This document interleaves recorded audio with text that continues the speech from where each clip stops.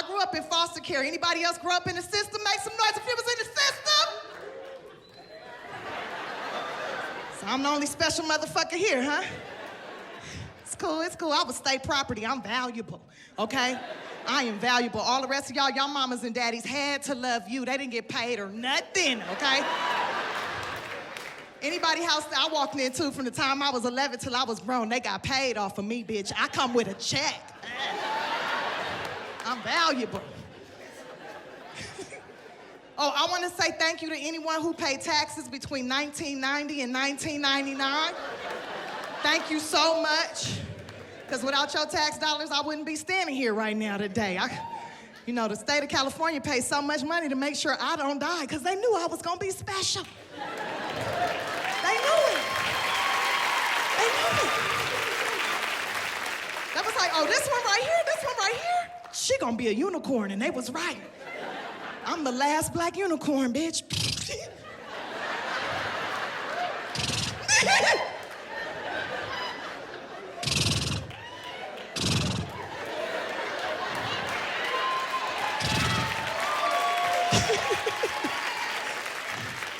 Feel valuable.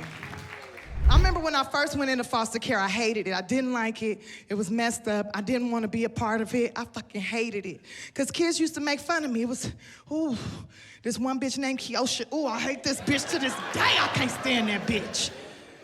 Saw her ass a couple of years ago. She was working in a Walmart as a greeter. I was like, ha ha. That's what happens to bullies, bitch. She had a dead leg and shit. I was like, ha ha, limbs die to bullies. All bullies' limbs die, ha ha. That's what your ass get. Should have been a motherfucking pirate on a Pirates of the Caribbean ride at Disneyland, bitch. Oh, raggedy ass bitch. Oh, yo-ho ass bitch. Hated her. I hated her because she wouldn't let me be like, I don't know about y'all, but my favorite game in school was tetherball. That was my favorite fucking game. I think tetherball is the best way to get out anger, get out frustration, especially as a child. You just release all that tension. You get to hit it's that yellow ball right there, attached to that rope, wrapping around that pole. You just, and you see it wrap around. You're like, yeah, I'm winning. Sometimes you play your enemy, it hit them dead in the face, they nose bleed. You're like, yes, I fucking run the playground.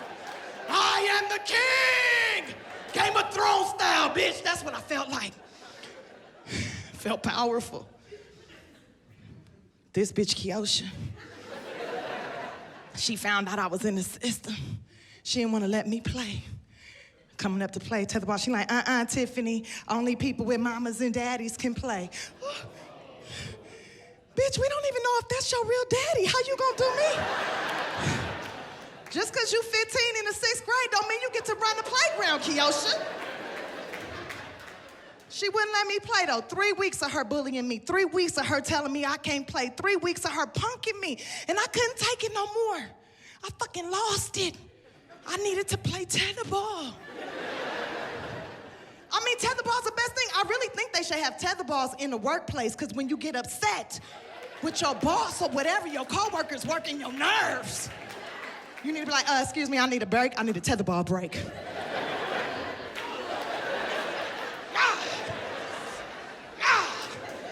Okay, I'm ready to go back to work now. This will keep a lot of people from getting shot at work, I'm just saying. Wouldn't let me play. I got mad. Couldn't take it. 3 weeks of bullying me, 3 weeks of picking on me, 3 weeks of not letting me play my game. I lost it. Had my very first psychotic break. I was in line like, yeah, I'm playing tetherball today. I don't care what she said. Today is gonna be the day that I play tetherball. I was like out of a slave movie or something. Oh, I'm gonna go to tetherball freedom today. She gonna let me play today. And I get up to the front of the line, and she like, Tiffany, only peoples with mamas and daddies can play. I was like, You know what? You know what, Kiosha? You know what? You know what, Kiosha? Because that's what black women do when we get upset. We repeat ourselves over and over and over again, and we throw this hand out here like this because we about to snatch your soul out your body. On some Indiana Jones, Nabi Da Shakti Day type shit. We about to Kalima your spirit. That's what we about to do. And I was like, you know what, Kiosha, you know what, Kiosha, you right. I don't have no mom and no daddy, but you know what I do got? You know what I do got, bitch? You know what I do got? You know what I do got, bitch? I got a judge and a lawyer, ho. Do you got a judge and a lawyer? I don't think so, bitch. And you know what else I got? You know what else I got, Kiosha? You know what else I got? You know what else I got, Kiosha? You know what else I got? You know what else I got, Kiosha? I got a social worker that come and see me every 2 weeks. Do you got a social worker that come and see you every 2 weeks? No, because you're not special, bitch. And you know what else I got, Kiosha? You know what else? You know what else I got, Kiosha? You know what else? You know what else, Kiosha? You know what else? Your mama and daddy been paying taxes since before you was born. And if you died tomorrow, they would still be paying taxes. You know what them tax dollars do? Pay for my judge and my lawyer and my social worker, bitch. So seems to me like your mama and daddy love me way more than they love you, bitch. She beat the dog shit out of me, y'all. She beat me so bad, had me hanging from the tetherball pole. Police came, I pressed charges. She ended up with a judge and a lawyer, because what goes around comes around in this motherfucker. It's just like tetherball. Started dating and stuff.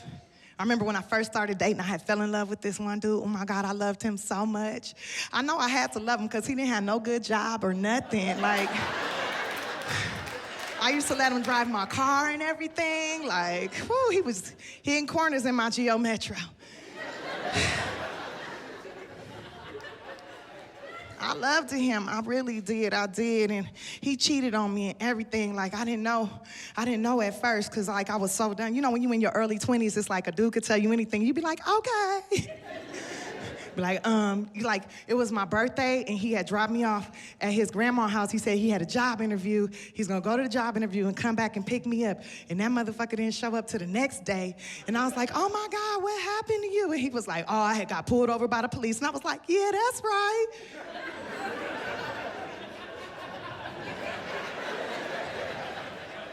Fucking stupid. A few days later, I went over to his house. Well, it's really his mama's house, because that's where he lived. And he had a little video camera on the TV and stuff, right?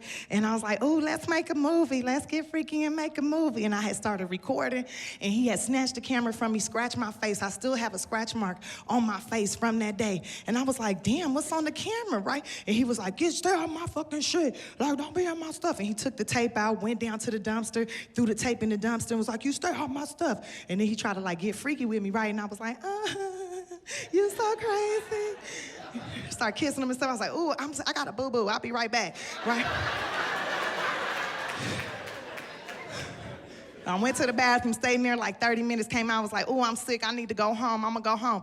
So I got in my car, and I drove around the block like 2 times, right? And then I parked like 2 blocks away, and then I walked up to his apartment building, and it was raining. This is how I know I was having my next psychotic break. This was my second psychotic break, because I fucking jumped in a dumpster and was like fucking nay-naying in that bitch and fucking swimming, looking for that motherfucking tape. I millie-whopped all in that motherfucker. Fuck is this tape at? And I found it. I found the tape, and then I drove around. Like for 2-3 hours, I drove around to different Rite Aids and CVS's and stuff, and Walgreens had just came out. I was like, yeah, they probably got it, because I was looking for an adapter, because you know that's when VHS was hot. And you know, you put the little Hi8 videotape in the VHS adapter, and you put that in your VCR, and then you could see what the fuck was going on, right? And I needed to know what the fuck was on that tape. I needed to know what the fuck is on this tape. I need to know what the fuck is on this tape. I was losing it. Now I'm driving all over the city. I done drove out to the valley. A bitch almost made it to San Diego looking for a fucking adapter to this tape, right? And I couldn't find one. And then I called my homegirl Anna at like 4 o'clock in the morning. I was like, Anna, girl, you got the same video camera he got. Let me borrow your video camera. She's like, why? I don't know. Why do you want the video camera? I was like, bitch, let me borrow the video camera. I got a pack of Newports and some weed. She was like, bring your ass here, girl, to come. And I was like, here I come. So I went over there, right? I went over there. She gave me the video camera. I went home. I had me a bottle of Cisco. This is how you know I'm fucking about to lose it. Cisco make you fucking crazy. Peach flavor too, because I'm classy. I'm sitting there watching the tape, and then this dog-faced bitch, old yuck mouth ass bitch come up. She got them, you know them chicks that be having them big ass gums and little baby teeth. I was like, this old baby tooth bitch. Who the fuck is, I was trying to snatch her soul out the TV, you understand me? Look at this bitch. I was so mad. I wanted revenge. I didn't know what the fuck to do. I was so mad. And I wanted, like, you know what normally you do when you get revenge on a dude? You put sugar in his gas tank, slash his tires, bust the windows out his car, throw bleach on his clothes, fuck up his shit some kind of way, but he didn't have shit. He didn't have shit. But what he did have was a brand new pair of Jordans he left at my house. And I was like, ah, shit. I know what I'ma do. His name was Cornelius, so I went ahead and ate a gang of corn. And I got them Jordans, and I squatted. I shitted right in them Jordans. I shitted in them Jordans. All the shit, I put it all in them Jordans. And I made it fall to the front of the shoe, and I wiped off the edges and everything. Put him back in the box. Went over to his place. I was like, babe, we should go play basketball. Let's go play basketball. Put your new Jordans on. You gonna be the shit on the court. You put them Jordans on. Everybody gonna be jocking you, boo. He was like, all right, baby girl, we gonna play some ball. I was like, yeah, let's play. He put his foot in there. She was like, what the fuck is in this shoe? Oh my God, somebody shitted in my shoe. It's human shit too. It's corn all in it. Corn all in my fucking shoe. Who did this shit? And I was in the doorway like, yeah, nigga. All the shit you put me through, now you walking in it, motherfucker. How about that? And then I fucking ran. I just took off out that mud. I just ran out the house because I knew he wasn't gonna chase me through his mama house with shit on his feet.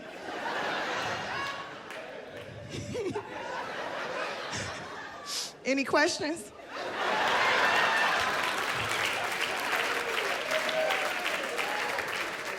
After a while, I started to be like really super lonely, and I started praying to God to please send me a man. God, please send me a man that really loved me, that want to be with me, want to do what I do, that really just love my dirty draws. Like he just everywhere I'm at, like no matter what, he just there for me no matter what. And then God sent me a stalker, and I was like, yes, I'm marrying him. And I married my stalker. I'm so proud of myself. And it was a good relationship at first. At first, it was fucking awesome. Like, he was feeding me 3 times a day and stuff. He used to take me on long walks and everything, and he never beat me up or nothing, bitch. It was a good relationship. Now, he did choke me a few times, but that's when we was playing cops, and the police would come, and they arrest him. He go to jail for like a day or so. He come back, I suck his dick. We had court-ordered counseling. It was a real relationship. We had a judge. That's valid, okay? That's that foster kid shit, bitch. We got a judge. It was crazy though. And I had broke up with him. I left him. I was like, I can't live like that. I can't do that. I'm not living that life. And he wanted me back. He's like, I want my wife back. Like, I want my wife back. I was like, well, if you want me back, it's certain things you're gonna have to do. You're gonna have to do certain things. You're gonna have to take a domestic violence class. You're gonna have to take a communications class. You're gonna have to take an anger management class. You're gonna have to make $1 million and buy me something I always wanted too.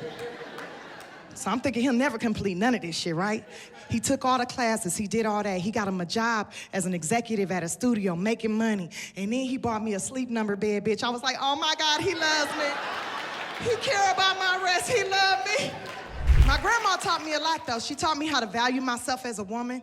I'll never forget it was my 18th birthday. She should have told me this on my 16th birthday though, because at that point I had started renting out the property already. She pulled me to the side. She said, look here, baby girl. Now that you become a woman, there's a certain way you need to think of yourself. And every woman should think of herself this way. Baby, I want you to think of yourself as a house. And there's one thing you got to remember, baby. One thing you got to remember. Every man wants to come inside your house.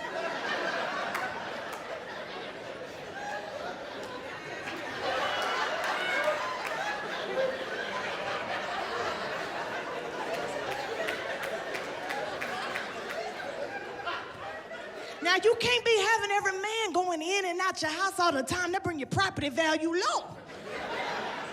Mess around and be known as the crack house, and you don't want to be the crack house. So keep the grass cut and keep it clean, because you don't want people walking by thinking you got an abandoned house, you hear? And don't be going out late at night getting drunk and stuff, because somebody will break into your house, baby, right through the back door. They break in right through the back. And that'll have you walking messed up the next day talking to the police. And once you find a man that loves you and cares about you, he'll go ahead and he'll sign that paperwork. He'll put a ring on your finger, and he will buy that house. And I just want to know, by round of applause, how many ladies in here tonight got them a husband, AKA homeowner? You got a man that love you, taking care of you. Make some noise if you got you a husband,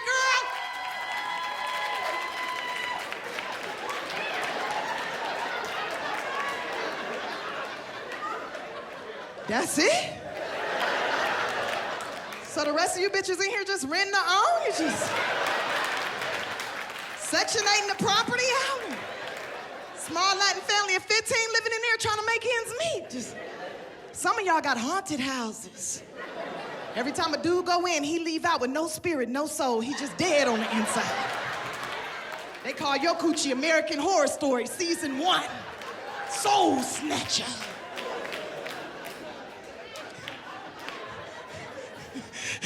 Let me shut up. I'm about to say some fucked up shit. Let me shut up. Woo. Man.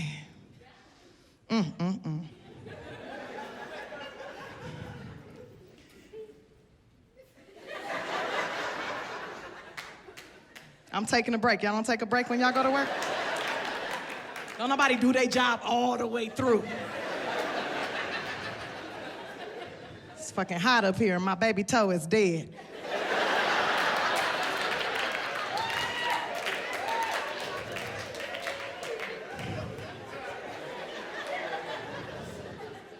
Trying to maintain my posture and shit, holding in my little baby fat and sticky boo. And now, like, I'm so particular about who I date. Like, I don't want to just date anybody. I can't just date anybody. I want to date dudes that have an inheritance. I think that's important. I really do think that's very important, because that means you got people that love and care about you. Somebody cares so much about you, they set it up so that you can have something when they go. You know what I'm saying? When they go down, you go up. I'm with that. I'm with that. I like that shit. And it's just, I feel like your values are different when you know that you got something coming to you. Once your parent, like, yeah, I just feel like that's better. And I want that. And I believe the saying. They say, white man die, he leave a will. Black man die, he leave a bill. And I think that shit is so true. I hate to say it out loud, but I think it's true.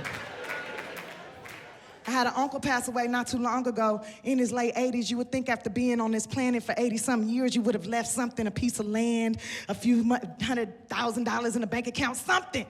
This motherfucker didn't leave us nothing but newspapers and a cast iron skillet from slavery.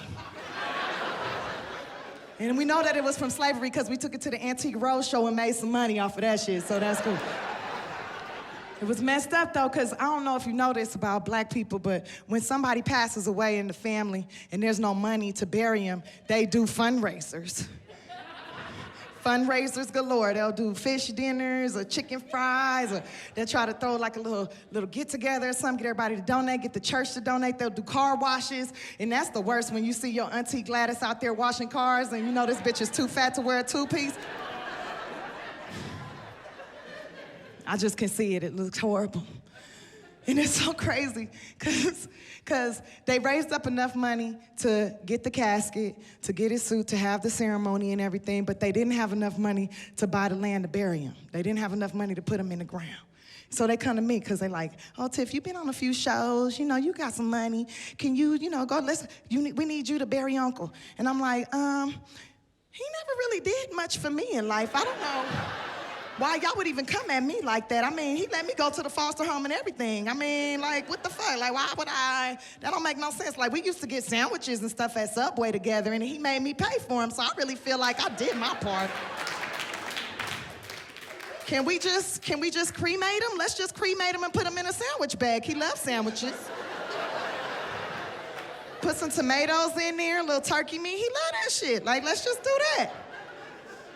You can't do that. That's sacrilegious. Don't do that. We got to put him in the ground. We got to put him in the ground. They bullied me and they pressured me. And then finally I was just like, fuck it. I did it. And it was my whole savings. My whole fucking savings. Because if you want to bury somebody in L.A., be ready, bitch, because that's a down payment on a house. It is no joke buying that little piece of grave. And I was like, oh, my God, my first piece of land. I'm a landowner now.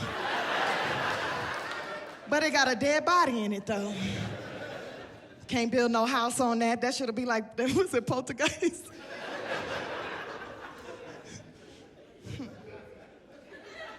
That funeral was beautiful, though. But nobody cried like I cried. Because I had the most to lose in that motherfucker. I lost. I was like, oh, it's too soon, it's too soon. Why? It was way too soon for my savings account. Why? 2 months later, my lights got cut off. I'm in the dark, he in the dark. This is not fair. I'm alive, this motherfucker's dead. No fair. Can't get no return on that investment, man. Let another family member die. Uncle gonna have a roommate, I'll tell you that much. But because of that, I realized I needed to have my shit together. I needed to have my stuff together because I would never want to put nobody in the family through that. I would never want nobody to have to go through what I went through. So I went ahead. And I got all my shit together. Because I want to be fly. When I die, I'm going to be the cutest motherfucking dead person.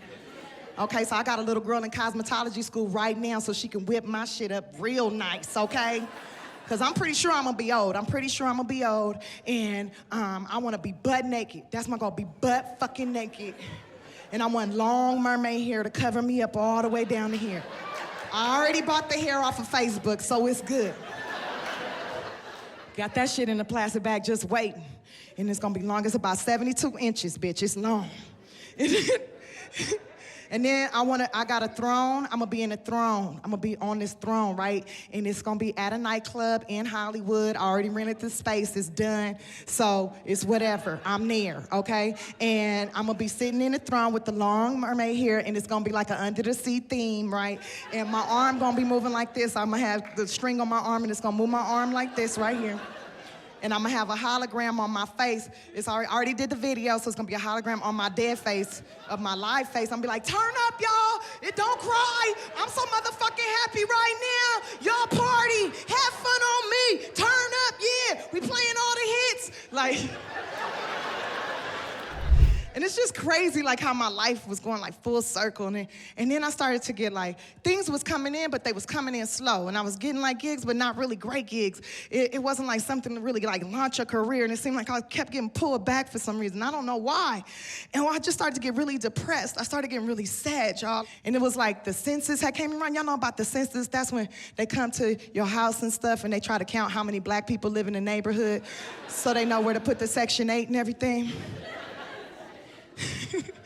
The census, they came to my house, the numerator came knocking on my door, this little white man with glasses. He come knocking at my door and he goes, hello, I'm with the U.S. government, I'm with the census, and we're taking an account, and we just want to know how many people live in this household. And I was like, it's just me. It's just me. And he was like, what's the nationality? And I was like, American. And he goes, no, what's the race? And I was like, really, motherfucker, is that what we doing? We bringing racism to my front door on this day when I'm already not happy? What are you doing? What are you, colorblind or something? And he was like, why, yes, I am. I'm very colorblind. I was like, oh, shit. And I had went back into my brain, and I had like a That's So Raven moment, right? And I had a whole conversation with myself, like, girl, this is your chance. What do you mean this is my chance? Obama said it's time for change. He did say it's time for change. Well, you could be whatever you want to be. Well, what should I be? Well, you got a car and you know a gang of Asians. You right, I do got a car and I do know a gang of Asians. Well, put that shit together, girl. I'm Caucasian.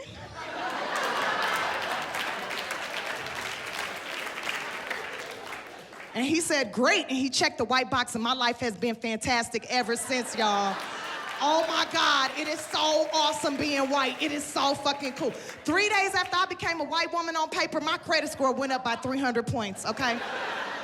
It is so awesome. Like, look, last year, I slept with 87 dudes. Nobody called me a hoe or nothing. They said I was an entrepreneur. I'm a businesswoman, okay? This right here, you can write this off on your taxes, yo. Write your house off on your taxes. 6 inches of office space. We have meetings. I had to measure it for the taxes. One of my friends, she got mad at me. Oh my God, Tiffany, how can you do this? Run around here telling people you a white woman. You turning your back on our people. I said, honey, I am not turning my back on anybody. If anything, I figured out the key to the matrix, bitch. Check a different box. You can be whatever the fuck you want to be. This is America. This is why people come from all over the world to be in this country, because only in America can you be whatever the fuck you want to be. When a white man can win 5 gold medals, add some titties, keep his dick, and win Woman of the Year, and ain't even been a woman a whole year, you can be whatever the fuck you want to be in America. When a white woman can teach African American studies, be the president of the NAACP, wear her hair kinky as fuck, tell everybody she black, fuck all these black dudes, and don't nobody say shit until her mama and daddy tell on her, you can be whatever the fuck you want to be in America.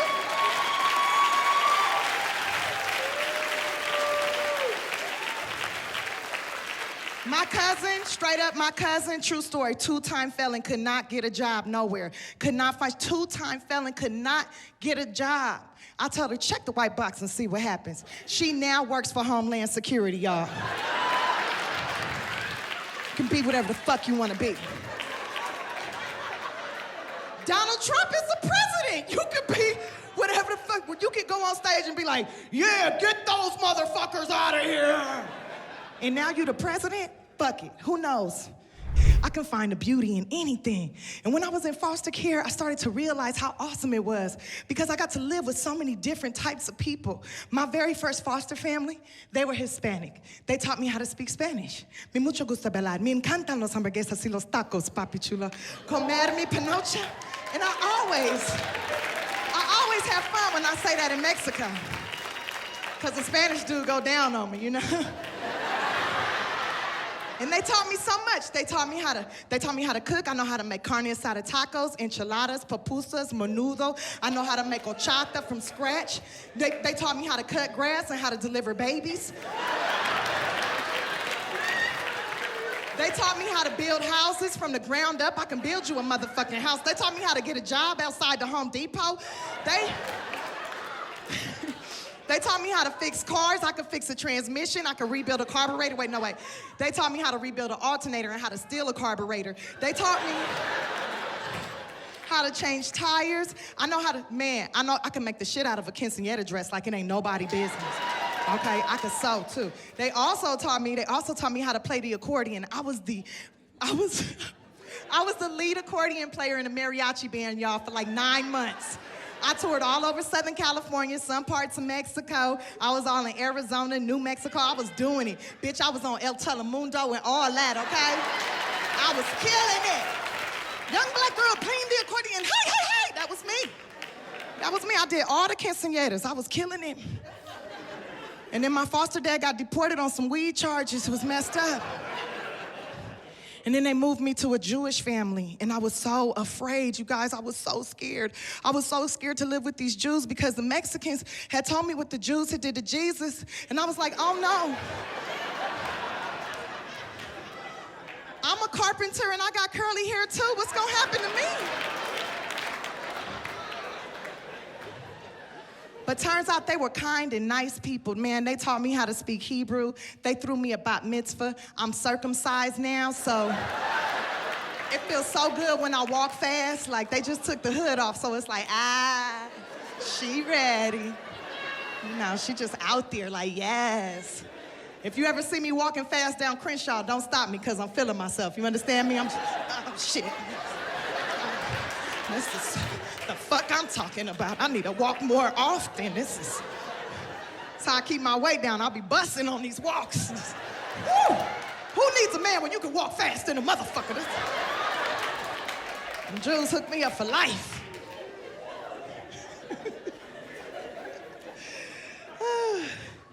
And then my grandma got custody of me, and that's when I learned how to gangbang and braid hair. So, I feel like a well-rounded individual.